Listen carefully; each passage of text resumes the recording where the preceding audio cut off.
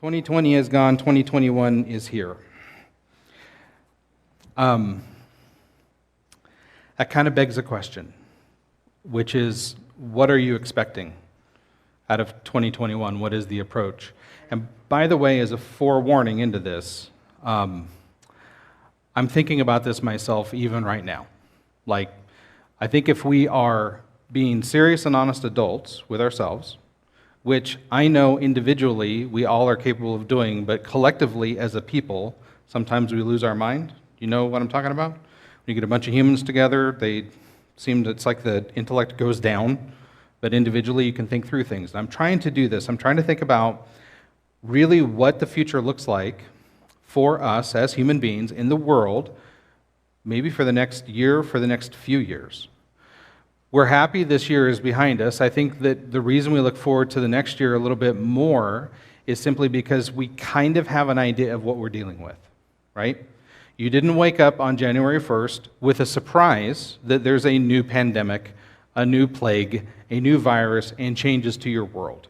You're already in the middle of it. That's why you're happy to get the last year behind you. But in reality, what is that really going to look like? And the expectations we bring into the year are going to matter. There are many people, I believe, who just fully expect that we're going, this time next year, we're going to be back to normal. I keep hearing that phrase, back to normal.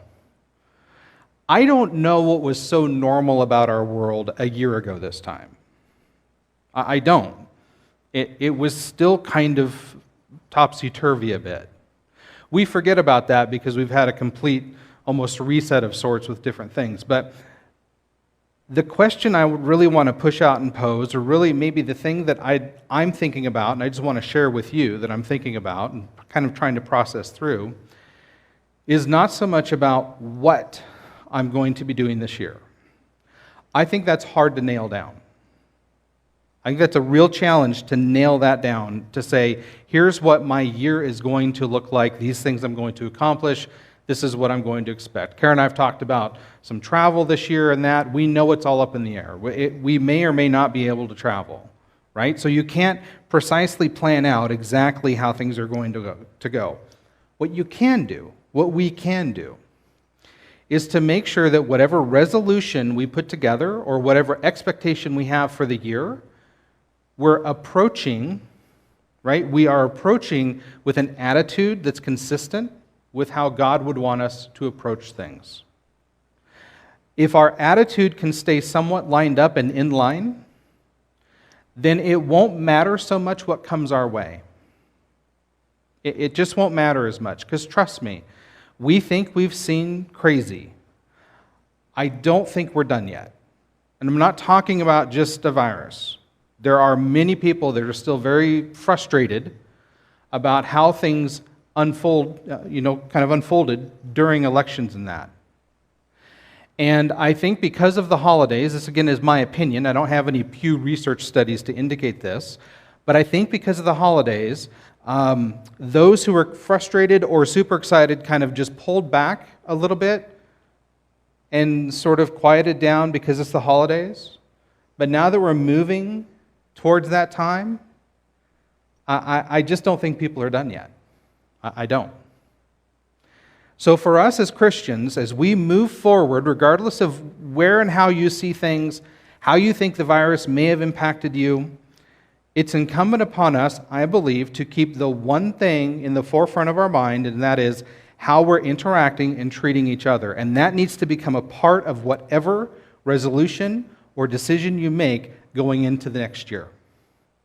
That's at least what I'm going to try to do. So here's the way this morning's going to work. I'm going to be preaching to myself a reminder, and you get to listen in. And hopefully, perhaps, it applies to you too. And hopefully, it makes sense. Okay? That's really kind of the key here, right? So the question is, what does that 2021 New Year's resolution look like? How can we endure through this time and derive encouragement, right? How can I endure? I've got a daughter who's going to, hopefully, please God, be moving away, not because I don't want her, but because it's good for her. It's her next stage of life. I'm excited for her to move to her next stage of life. But I also know that's going to be a change in our world. I'm going to have to endure her probably being away. And I'm going to have to endure her calling me. I have a problem. What do I do? I don't know. Call somebody close to you and have them take care of it. What do you want me to do? Right? I mean, I'm going to have to endure some things. I also know that because of the change that's happening, not just for us personally and professionally, for Kara and I, but also just in society, that there's going to be some encouragement needed just to see ourselves through this time. Because there's not going to be a magic bullet that just flips us right back to where we were a year ago. That does not exist. Okay? It doesn't. It will likely be a generation or two after ours that will be able to say everything is normal. Now remember, I'm preaching to myself. So what does a 2021 resolution look like? What does that kind of look like? How do you endure through this and drive the encouragement you need to get through those things? Well, I think that in a kind of unlikely place, one of the writers of the New Testament addressed this a bit. His name is Paul, the Apostle Paul. And he begins to talk to some people whose world is changing significantly. Now, theirs is not changing because of viruses or in what they would say a plague or a punishment from God. That's how they termed those kind of things. That's not why their world is changing. Those things were common all through the ancient world, so when that started to happen, they just dealt with it. It didn't happen quite like it does on our scale because you couldn't get on a plane and fly your virus around the globe. It tended to be more communal, regional. But for Paul, he's dealing with something very interesting. He has several groups of people with very different backgrounds, with exceedingly different belief systems, who are trying to come together as one. Okay? He's dealing with Greeks who come from a completely different philosophical background. He's dealing with Romans who are looking at everything in a governmental system. We structure everything in our government, and that's what makes society work the way it's supposed to. He's dealing with Hebrews, Jewish people, who have their own entirely different set of belief systems and a different belief system as far as how the government, communities should run. He's dealing with just common people, folks that are out in the rural areas, so to speak, the shepherds, the farmers, who are somewhat disconnected from city life, and they have their own way of operating and functioning in the world. And what happens is that when Jesus arrives on the scene, he lays down this unifying message that says everyone from any one of those groups is welcome. And not only that, anyone beyond, outside of just your little area, beyond out across what they would know as the known world, is welcome to participate in this too. That means we have people who look entirely different. These are people who have belief systems that you may not have even heard of out in Asia, East Asia, Northern Europe.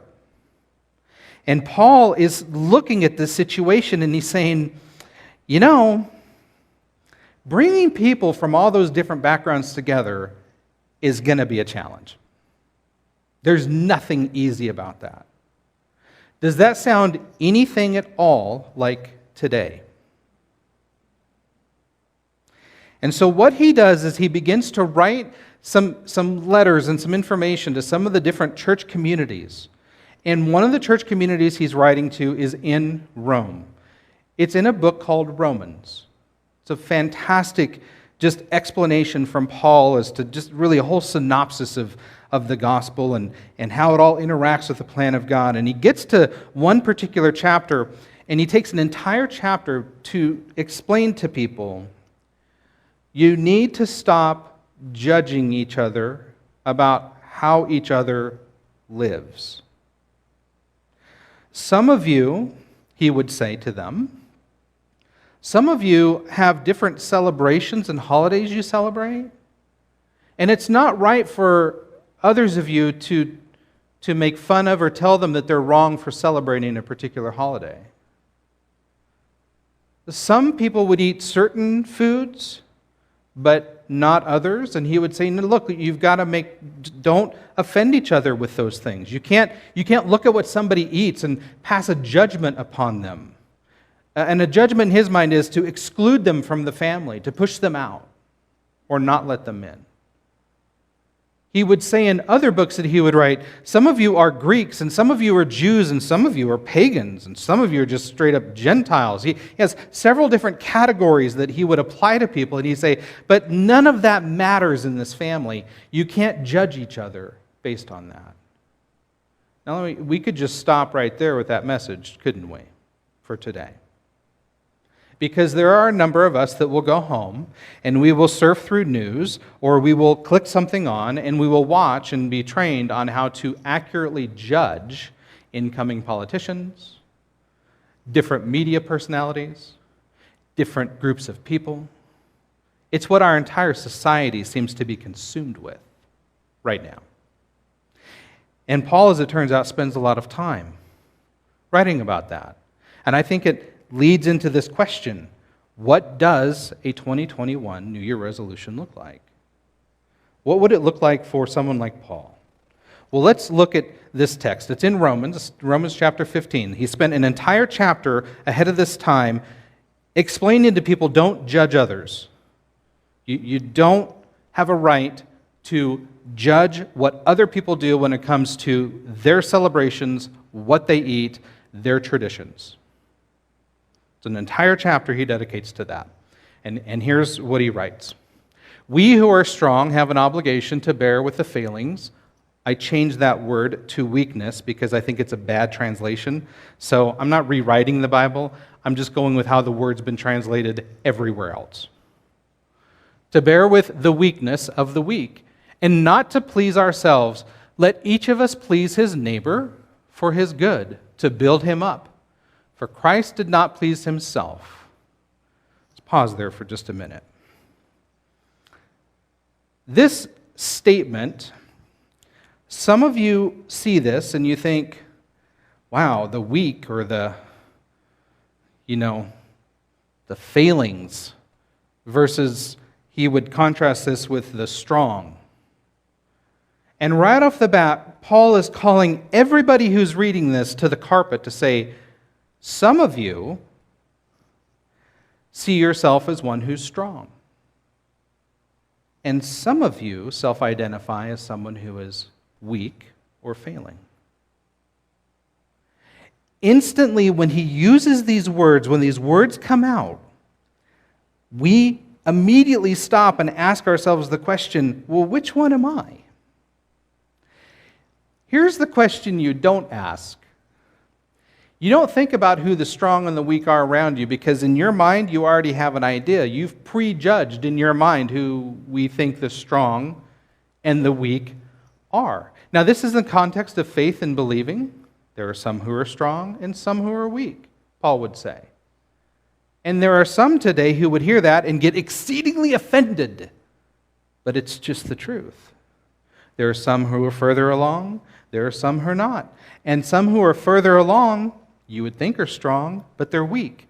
If you don't believe me, you can just go check out some news articles and clippings of so-called strong Christians who have failed. Right? See, right off the bat, he's trying to get us to categorize, and he's saying that doesn't matter. The way he kills that thought is he says it doesn't matter where you see yourself, and it doesn't matter where you place somebody else. What is his point? His point is not to please ourselves, but to work on behalf of another. And that's an interesting way of kind of neutering the argument, isn't it? Whether you see yourself as great or low, your job is to serve your neighbor. Do you follow that? He's bringing it all back. And he's going to do something. He's going to look back on a verse that's really powerful. And if you spend any time, if you've actually made it to Romans 15 in Bible study, sometimes we just move right on by this. But it's such a powerful verse. It's really convicting. For Christ did not please himself, but as it is written, the insults, the shame, the trouble, the judgments that everybody was putting on God fell on Jesus. And Paul repurposes this verse in an incredibly subtle but convicting way. And we're going to talk about that a little bit more at the end. Why is it that we should focus more on our neighbor and how we behave towards them than on ourselves? Because you and I will spend a lot of time evaluating our strengths, our weaknesses, and evaluating others' strengths and weaknesses. And before we know it, we've missed the opportunity to serve somebody. Because that's the key. That's the attitude that he's talking about. The insults of those who insulted you fell on me. In other words, Jesus took on that burden of all of the insults, all of the shame, everything. He took that on. And what's odd about that is it makes him look weak. When you see someone dying on a cross, it looks like they're powerless. But in this upside down kingdom, that's true strength, is when you give everything. That's what makes you strong. That's what Paul's trying to get to. This is a really key concept here. How did Jesus do this? That's kind of a question we can ask ourselves, right? Well, whatever was written in former days was written for our instruction, that through this thing called endurance and through the encouragement of the Scriptures, we might have hope. He brings two things together here that are kind of interesting. He talks about endurance. Paul likes to use this word in different things to just simply say, you're going to feel tired and you're going to feel worn out and you're going to get sick and tired of people who are needy. But you have to endure through that, because at some point you're going to be on the other end of someone who is in need, and for my case, probably my children are going to become sick and tired of me. And I hope at some point, I see my wife's head nodding over there like, already reached it. At some point, you hope that your family will endure with you. They will make it through that time with you.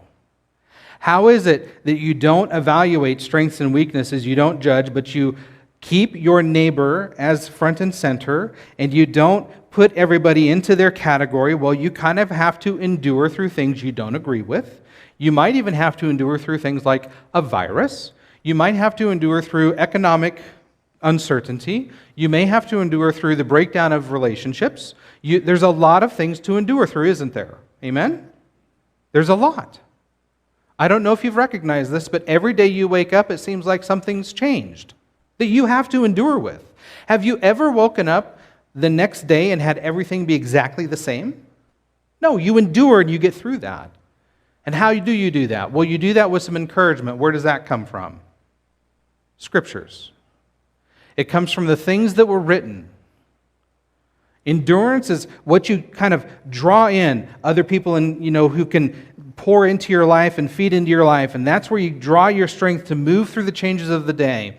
And your encouragement comes from Scripture that tells you you're part of a grand story of God trying to redeem and bring home human beings into His family. And you play a very important key role in that. And so Scripture becomes encouragement. Don't give up. And together, between the words and this endurance, this just kind of, I would call it the desire of the heart, your just motivation, is what delivers hope. This is why we do things. That's how you get past judging people. You move through it, and you use Scripture to remind you why you're doing it. And then he prays for them. We miss this when we usually study.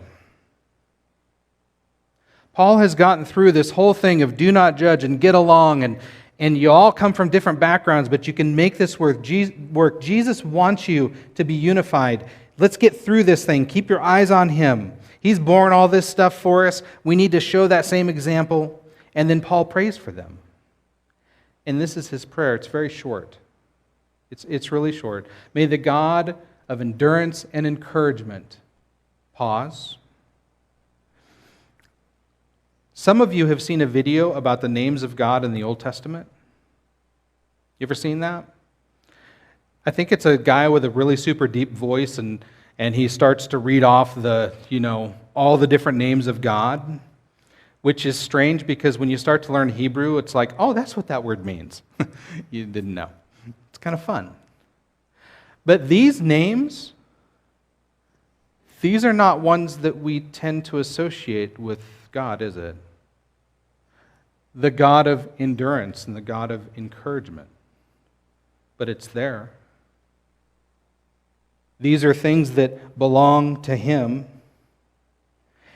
And the question becomes, how do we tap into that? May the God of endurance and encouragement grant you to live in such harmony with one another, according to or in agreement with Jesus Christ, that together you may with one voice glorify the God and Father of our Lord Jesus Christ.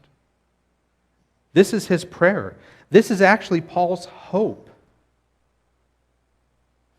His hope is that as we approach, we would read this and think to ourselves, how is it we bring harmony and unity into this?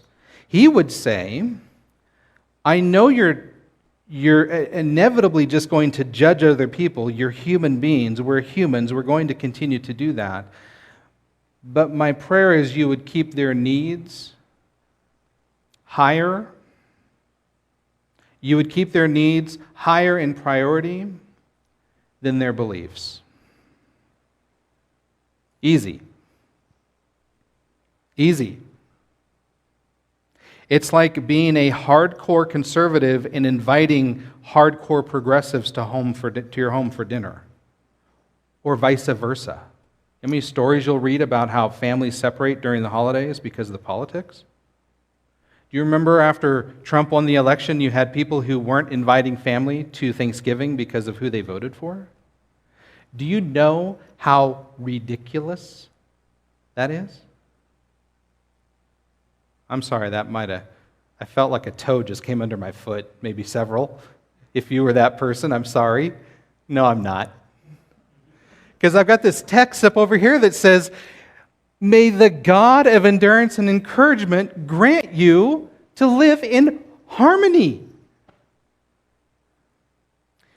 If we say we follow Jesus, this is the God that we follow. And it's convicting. You come into a new year and you want everything to get back to normal. And I'm saying, maybe we don't.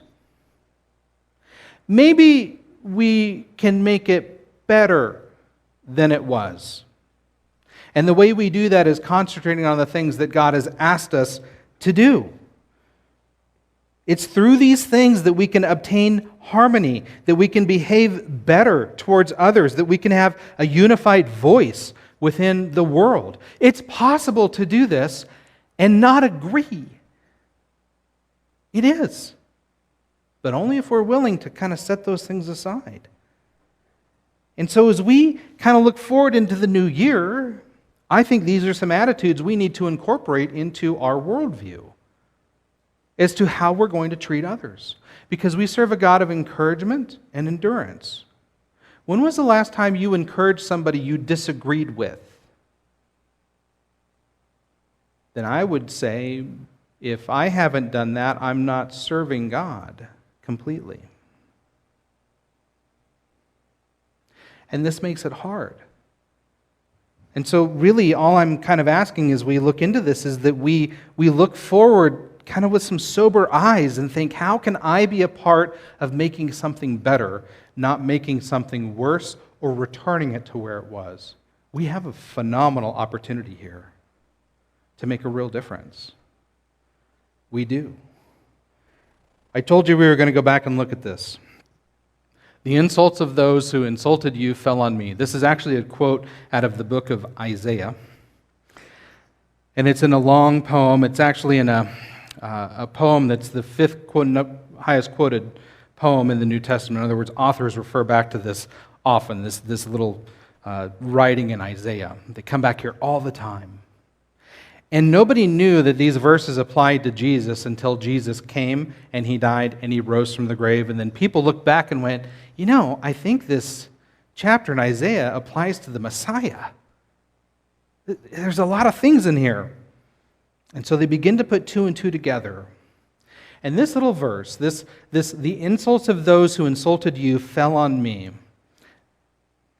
is really powerful. There's a reason Paul pulls it in, and it feels like it doesn't belong. But there's a reason why. The image is that Jesus is constantly bearing the insults. The Old Testament would translate it as reproach, which that means shame. He would take on the shame, the disgrace, the taunts, the scorn, everything that would come from people towards him because of God. He would take that and bear that.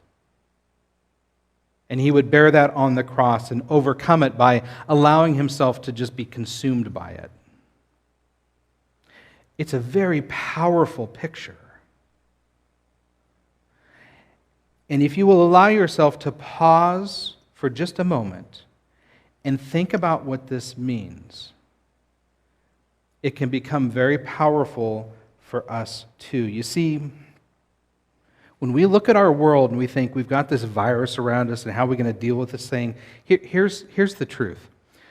You're not going to convince the virus to stop doing what it's doing. It's just going to do what it's going to do. And that means that in its wake, there's going to be, for some, a trail of loss because they've lost family members, which I'll just leave that soapbox over there. For some, it means that we're going to divide over what we believe about the virus. The virus is just going to do what it's going to do. And we're going to do our best to eradicate it. And we're going to do our best to get, to return things to normal and get some sort of degree of control over it. And so that we can at least walk through a Walmart and not feel like we're, on our last day. If you shop at Walmart. Just saying. It's going to do. We can take, and here's the thing with the virus. You can take steps to protect yourself, right? You can not be around people who are sick. You can be kind if you're sick and tell people you are sick and just stay home, right? You can wash your hands. You can limit exposure. You have some control in it. You can make some decisions.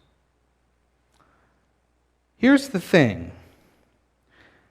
This plague that Paul pulls out of Isaiah has been around a lot longer than this virus.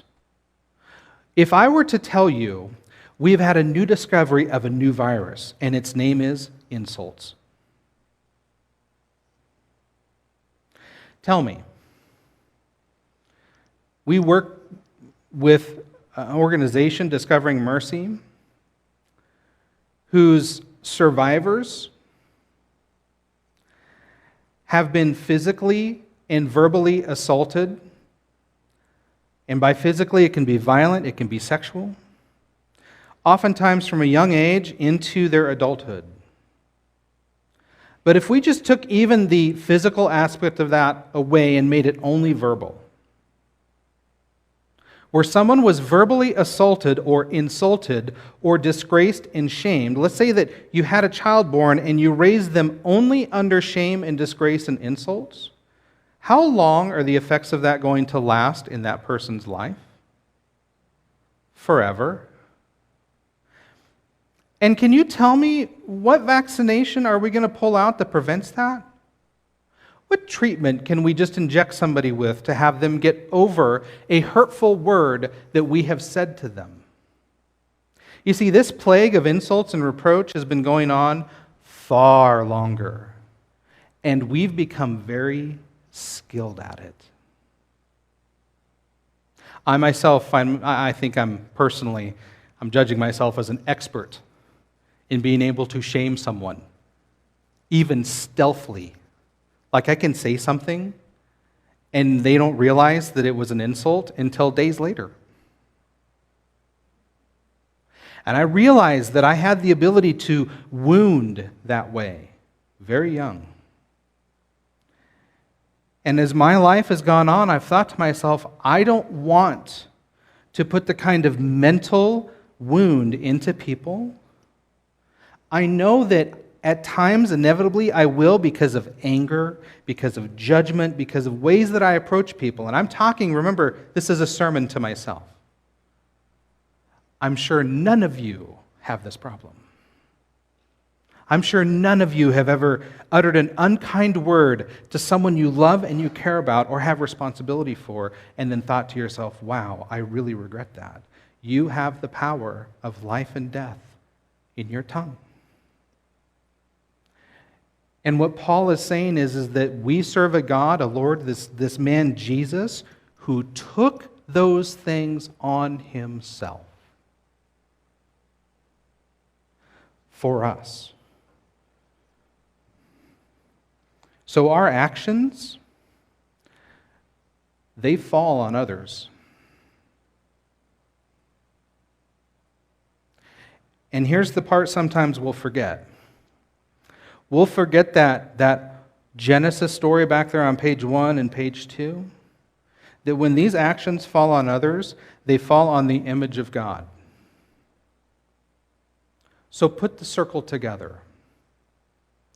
When we insult, reproach, shame another human being who's made in the image of God, we are placing on Jesus our insult. We are insulting the one we claim to serve. And that's not at all the design that God had in mind when He invited us to join this grand narrative, this grand story of redeeming human beings into His family. And so while I wanted to come into 2021 all charged up and excited, I'm going to get back on my diet and I'm going to get in shape and I'm going to look like Tom Cruise without a shirt on, and I'm going to, because he's older, and I'm getting older, so I have to sort of measure, what I want to look like against people my own age. Just reality. If you're going to go for a goal, make sure they're in your age range. Kara wouldn't mind. Kara might even take a pudgy George Clooney. I'm not sure. But I need to sort of, whatever your goal may be as you come back into this, you're going to, get back into the swing of things and maybe work your career out, and you're going to, all these different things, you've got to put into the perspective this thing that Paul says. You're all different. Everyone you're dealing with is different. The goal is unity, harmony, as much as is possible, keeping in mind that how we treat other image bearers directly reflects on how we treat God. That's why I say, I don't want to go back to normal. I want to go better. And I think we can make it better. We have an opportunity with all of the change to play a role that God intended us to play, and that's bringing harmony and peace and kindness and Jesus back into the conversation. Because folks, you're here and you're Christians, that's the only thing that's going to change anything, is bringing Jesus, His love, His kindness, and the plan of God back into the conversation. To introduce people to this God that has made them. This God who will say to them, I don't really care what traditions you bring with you. And can I just ask, if God doesn't care, why should we? Paul was trying to unify people from all different backgrounds. Why aren't we trying to do that? Well, I can tell you why. We want everyone to think just like we do. And then we'll have unity. No, then we'll have robots. And if God wanted robots, that's what He would have made. He wants human beings who are free to make these choices and decisions and to follow Him in such a way that they bring about the unification and the harmony that He's always wanted and intended for His creation. But as we go into this year, it might mean that we've got to step back from our resolutions, our expectations, our desires, and our goals, and say, does this fit within the goal that God has asked me to do? And if it doesn't, I would encourage you to perhaps examine that. And ask yourself the question, what can you do? What can we do to make this year better? Not just than the year before, but even years before that. And I think if we spend a little time to be honest with ourselves, we will give God an opportunity to leverage that and use that for His good and for His glory.